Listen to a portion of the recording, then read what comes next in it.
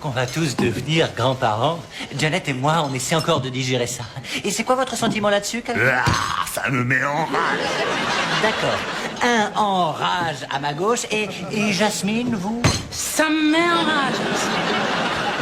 Mais après, j'ai vu Calvin qui transpirait, qui retournait toutes ses voitures et puis qui déracinait tous ses arbres. Je me suis dit, hé, c'est pas la peine d'être furieux tous les deux à la fois. Et à dire vrai, après vous avoir rencontré et avoir vu votre belle maison et les objets si raffinés, je vois que Junior vient d'une bonne lignée. Je crois qu'il fera un excellent mari pour notre fille. Oui, c'est la suite évidente de l'histoire, non? Et à la santé des mariés. Je pense qu'il est un petit peu tôt pour se mettre à parler mariage. Je crois qu'ils doivent commencer par se connaître un peu mieux. Qu'est-ce qu'ils ont de plus à connaître? Elle va accoucher, il doit l'épouser, hein, Michael? Oui, c'est juste. Michael, Quoi? sois solide, ne dis pas oui à tout. Janet, je ne laisse personne me dire quoi que ce soit, d'accord? Je fais semblant, je joue le jeu. Tu joues à quoi? Au faillot? Mais aie confiance, je me charge de tout. Oui, mon amour, vas-y. Alors, écoutez, Calvin, laissez-moi vous dire quelle est ma position sur le fond de l'affaire. Approchez-vous pour me dire où vous vous situez sur le fond de l'affaire. Eh bien, je me... Disons que j'espérais qu'en fait, que peut-être, Junior pourrait reprendre ses études un petit peu. Enfin, vous voyez, le soir, si ça ne vous dérange pas. Te mets pas en boule. Souviens-toi du tribunal, tu restes en sursis. Ah, c'est juste. Alors, écoutez, Vanessa va suivre des études. Oui.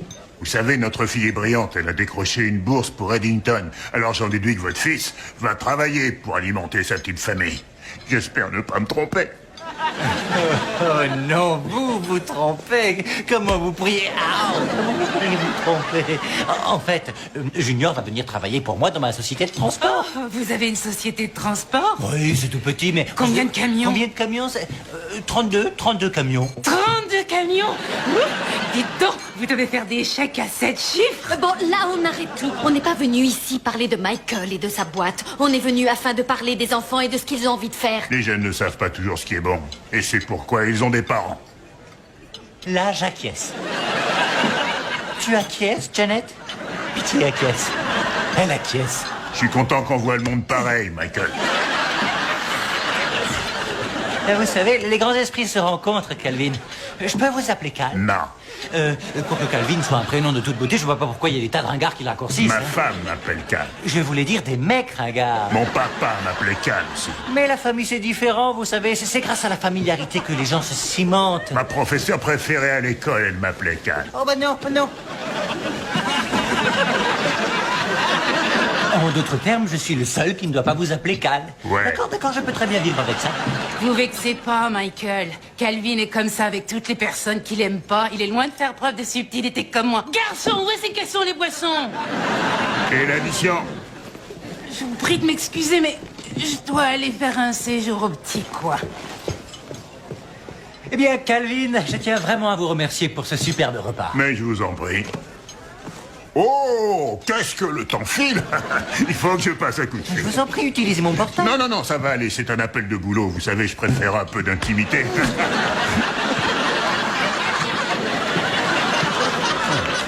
Voici, monsieur. Oh, c'est pas vrai.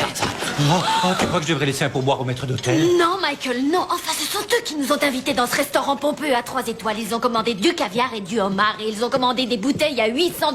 Non, c'est eux qui doivent payer, non. Puis-je encaisser, monsieur? Non, je crois que c'est l'autre monsieur qui va payer l'addition. Vous voulez dire celui qui pousse la vieille voiture verte qui refuse de démarrer?